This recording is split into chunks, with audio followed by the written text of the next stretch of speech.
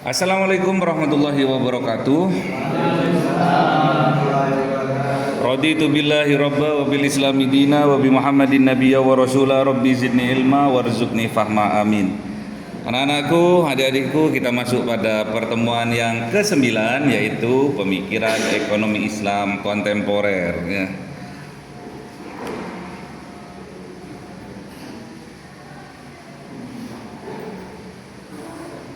Oke, seperti biasanya yang akan kita pelajari yaitu tentang perkembangan pemikiran ekonomi Islam kontemporer, perkembangan ekonomi Islam pada era modern, ditandai dengan munculnya berbagai gagasan, teori, lembaga, dan instrumen ekonomi yang berlandasan Al-Quran dan As-Sunnah serta disesuaikan dengan tantangan ekonomi global ya. Oke. Modul ini terdiri dari 3 kegiatan belajar. Yang pertama, perkembangan pemikiran ekonomi Islam kontemporer, tokoh-tokohnya pemikiran ekonomi Islam kontemporer, dan implementasi ekonomi Islam pada era modern. Oke, kita masuk pada kegiatan belajar yang pertama, yaitu perkembangan pemikiran ekonomi Islam kontemporer. Yang akan kita bahas munculnya ekonomi Islam modern, karakteristiknya, serta perkembangan ekonomi Islam di berbagai negara. Yang poin A, yaitu pengertian ekonomi Islam kontemporer, merupakan perkembangan pemikiran ekonomi Islam yang berupaya menjawab berbagai persoalan ekonomi modern dengan tetap berpedoman pada Al-Quran, As-Sunnah, Ijma', Qiyas, dan prinsip-prinsip syariah. Ekonomi Islam tidak hanya membahas aktivitas ekonomi, tetapi juga menekankan aspek moral, keadilan, keseimbangan, dan tanggung jawab. Apa sih yang melatar belakangi perkembangan ekonomi Islam kontemporer? Yaitu beberapa faktor. Yang pertama, meningkatnya kesadaran masyarakat terhadap ekonomi berbasis syariah. Salah satunya kalian ya. Kalian sudah tidak gaptek lagi, tidak ketinggalan berita lagi tentang ekonomi syariah ya. Krisis global yang mendorong pencarian sistem ekonomi alternatif, karena kalau semakin tinggi bunganya semakin nekek lehernya ya. Terus berkembangnya lembaga pendidikan dan penelitian ekonomi Islam seperti STIS, Riyadul Jannah ya. Kemudian dukungan pemerintah di berbagai negara terhadap industri keuangan syariah dengan lahirnya bank-bank syariah, BSI, Bank Syariah Indonesia, kemudian BCA Syariah, kemudian apa sekarang tuh? Koperasi, banyak yang syariah. Apa-apa karakteristik dari ekonomi Islam kontemporer ini? Karakteristiknya adalah berlandaskan apa? Al-Quran dan As-Sunnah, mengutamakan keadilan, menghindari riba, gharar, maisir, menjunjung tinggi etika bisnis ya. Mengutamakan kemaslahatan masyarakat, mendorong distribusi kekayaan yang adil. Oke, ini karakteristik dari ekonomi Islam kontemporer ya. Berpedoman pada Al-Quran dan As-Sunnah. Jadi nggak ada riba ya, nggak ada gharar. Apa gharar? Hah? Penipuan, maisir, judi ya. Kemudian kegiatan yang kedua yaitu tokoh-tokoh pemikiran ekonomi Islam kontemporer. Ini salah satunya adalah Muhammad Baqir As-Sadr ya. Ini yang saya teliti dulu. Muhammad Baqir ini aslinya dari Iran ya. Dari Iran. Baqir As-Sadr Iran, alirannya aliran Syiah ya. Tahu ciri-cirinya Syiah? Hah? Tahu enggak? Loh, masa enggak tahu? Hah? Baju hitam.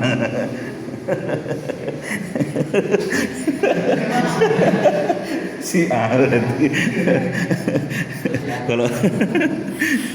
Kalau baju hitam Syiah berarti salah mas. Yang terkenal di seluruh dunia apa itu? Hah? Apa? Apa? Apa? Syiah. Sayyidina Ali sebagai Rasul. Masa sebagai Rasul? Ya enggak lah, sebagai khalifah pengganti dari Rasulullah. Terus apa lagi? Syiah itu yang terkenal. Syiah. Kok senyum-senyum? Mas? Syiah. Banyak di Indonesia tuh Syiah itu. Banyak. Apa cirinya?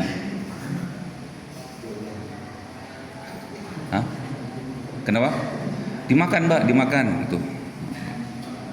Tuh, dimakan tuh keripiknya biar nggak ngantuk. Apa ciri-cirinya? Kok nggak ada yang tahu sih? Apa di sini sih? Enggak. Enggak sih ya ini. Ahli Sunnah wal Jamaah ini ya. Oh, ya. Oke. Syiah ini, Syiah ini. Muhammad Baqir As-Sadr ini mempunyai buku yang terkenal namanya Iqtisaduna. Saya punya kitabnya itu ada 2, Iqtisaduna dan satunya itu tentang apa ya, lupa saya itu. Oke. Karena saya meneliti tentang Muhammad Baqir As-Sadr, dikira saya sama orang-orang Syiah gitu. Kemudian yang kedua Muhammad Abdul Manan, karyanya yang terkenal adalah Islamic Economic, ya, Theory and Practice. Yang ketiga ini yang sering para dosen biasanya menerangkan kalau tentang apa ya, perekonomian manajemen, apa itu namanya, Umar Chapra. Ada yang tahu bukunya Umar Chapra? Apa yang tahu? Yang ketiga Monzerkaf, yaitu mengembangkan pemikiran mengenai tentang keuangan publik Islam, zakat dan wakaf produktif sebagai instrumen pembangunan ekonomi. Dan yang kelima yaitu Nejatullah Siddiqi, yaitu memberikan kontribusi besar dalam pengembangan teori perbankan syariah tanpa bunga atau interest free banking, ya. Kemudian kegiatan belajar yang ketiga yaitu implementasi ekonomi Islam pada era modern sekarang ini, ya. Lahirnya perbankan syariah. Nah, kemudian pasar modal syariah. Pernah belajar pasar modal kemarin? Belum. Pasar modal, saham pernah? Belum. Investasi? Belum. Jurusan apa sih? Manajemen ekonomi. Ekonomi syariah atau manajemen ini? Ya, Mbak. Enggak. Padahal yang online itu udah selesai semua ada. Berarti kalian yang mungkin banyak nggak masuknya. Ya, zakat, infak, sedekah, wakaf itu biasanya, ya. Jadi instrumen sosial Islam memiliki peranan penting dalam mengurangi kemiskinan. Jadi zakat, infak, sedekah dan wakaf itu mengurangi kemiskinan, meningkatkan kesejahteraan masyarakat, mengurangi kesenjangan ekonomi dan memperdayakan usaha produktif, ya. Yang terakhir, tantangan ekonomi Islam. Beberapa tantangan yang dihadapi ekonomi Islam antara lain rendahnya literasi ekonomi syariah, ya. Apa literasi itu? Buku-buku yang membahas tentang ekonomi syariah, ya. Makanya kalian ini benar sudah, ya, memilih jurusan ekonomi syariah, ya, manajemen bisnis syariah, benar. Jadi nanti kalau dapat nilai bagus, jangan cukup di sini toh yang bagus. Nanti tatkala ditanya oleh orang, oleh masyarakat, Mas, apa itu ekonomi syariah itu apa sih? Apa bedanya sama ekonomi konvensional? Harus bisa menjawabnya. Kemudian Kemudian persaingan dengan sistem ekonomi konvensional yang tadi dulu, yang ada ribawinya itu loh. Dan yang ketiga, keterbatasan sumber daya manusia, nggak ada yang menguasai ekonomi syariah. Ya. Walaupun belajar ekonomi syariah, tapi prakteknya kebanyakan ekonomi konvensional, masih pinjam ke perbankan. Ya. Terus apa lagi? Kalau apa itu? Kemarin yang sudah ya tentang apa itu? Tatkala gadaikan tanah itu ya, kemarin sudah kan ya? Ya kan?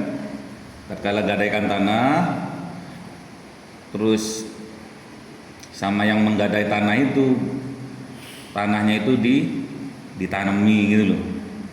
Boleh enggak itu? Kenapa kok nggak boleh? Hah? Pelanggaran? Oh, kalau nggak ada izin dari yang punya ya. Kalau sepeda motor, nih aku gadai sepeda motor nih, boleh nggak dipakai sepeda motornya? Nggak boleh. Boleh dipakai kalau diizin atau pinjam ya. Paham ya? Yang keempat, perkembangan teknologi digital. Oh, sekarang punya HP semua ya.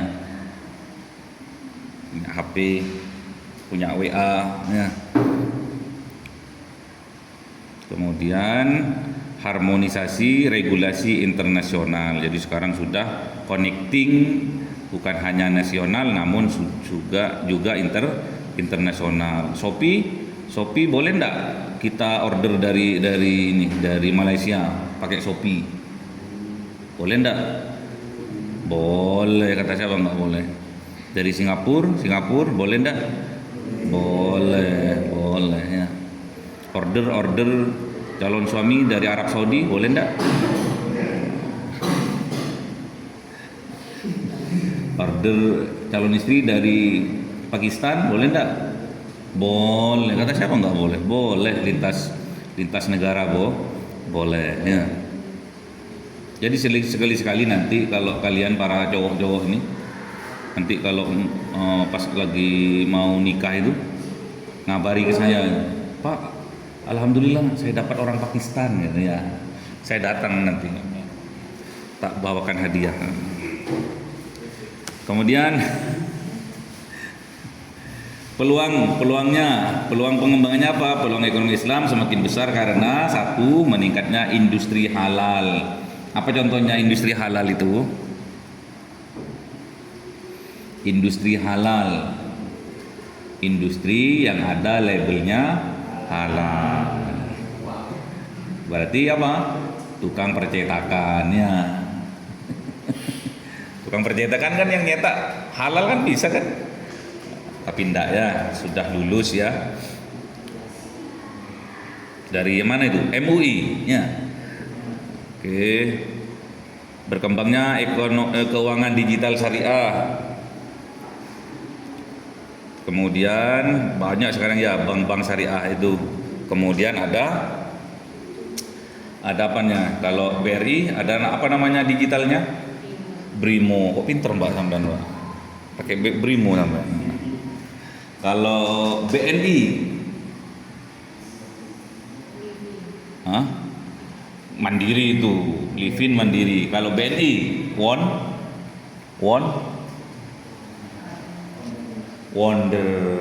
Wonder Woman. Kalau BSI,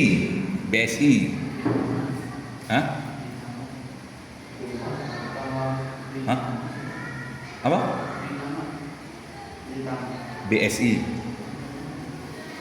BSI, Britama, Brimo kalau BRI ya. Kalau apa kemarin itu? BTN, nggak tahu ya. Oke, biarin wis, nggak tahu wis.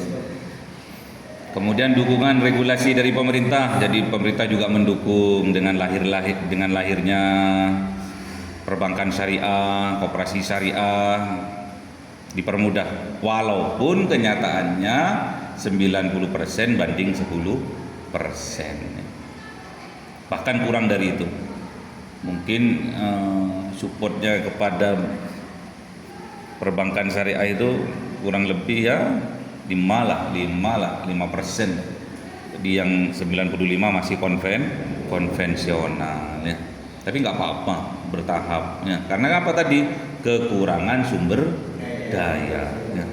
Jadi yang awalnya bekerja di bank konven dipindah ke bank syariah, kemudian ditatar beberapa minggu. Yang natar ya para ustadz, para kiai yang natar. Tapi kan itu tidak bisa instan ya ilmu kayak gitu itu. Kemudian meningkatnya kesadaran masyarakat terhadap ekonomi halalnya. Oke, kita masuk pada latihan soal. Harus jawab bareng-bareng ya. Jelaskan ekonomi Islam kontemporer, yaitu merupakan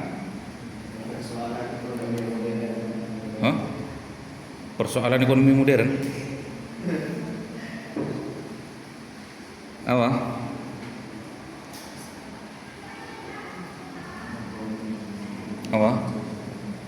Ekonomi Islam adalah ekonomi Islam kontemporer adalah pengembangan pemikiran yang menjawab ekonomi modern berdasarkan Al-Quran, As-Sunnah, Ijma' Qiyas, dan prinsip-prinsip syariah. Yang kedua, mengapa ekonomi Islam mengalami perkembangan pesat pada era modern ini? Kenapa? Karena meningkatnya kesadaran masyarakat, terus berkembangnya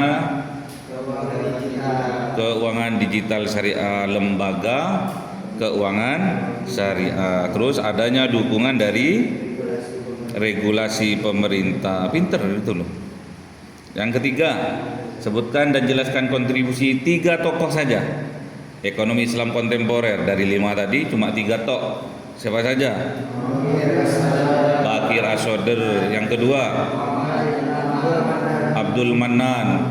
Yang ketiga, Umar Capra. Pinter dulu. Kok nggak mulai dulu pinternya itu ya? Yang keempat, jelaskan peranan lembaga keuangan syariah dalam pembangunan ekonomi. Berperan sebagai apa? Sama seperti Baitul Mal.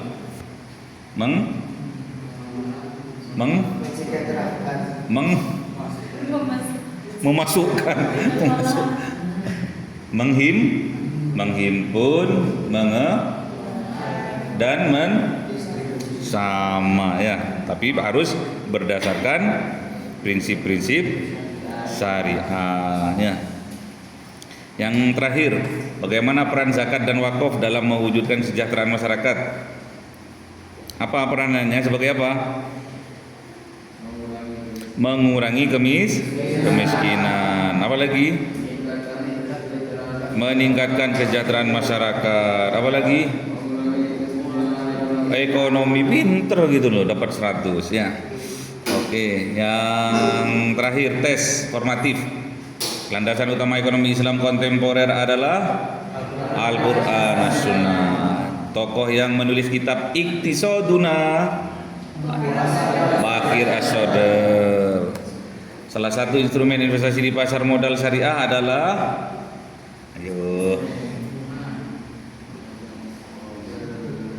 makanya saya nanya tadi kan, pernah bahas pasar modal syariah Anda? Suku. Pinter gitu loh. Yang keempat, salah satu tantangan ekonomi Islam pada era modern adalah rendahnya literasi ekonomi. Pinter mbaknya ini, dapat 100 itu Gus. Yang terakhir, salah satu tujuan zakat dalam ekonomi Islam yaitu mengurangi ekonomi dan meningkatkan. Sip. Terima kasih dan selamat belajar serta terus mengembangkan pemahaman tentang pemikiran ekonomi Islam. Kita tutup dengan doa kafaratul majelis. Semoga apa yang kita pelajari hari ini menjadi wasilah kesuksesan kita di masa yang akan datang.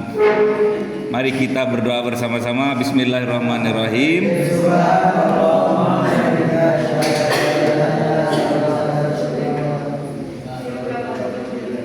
Assalamualaikum warahmatullahi wabarakatuh.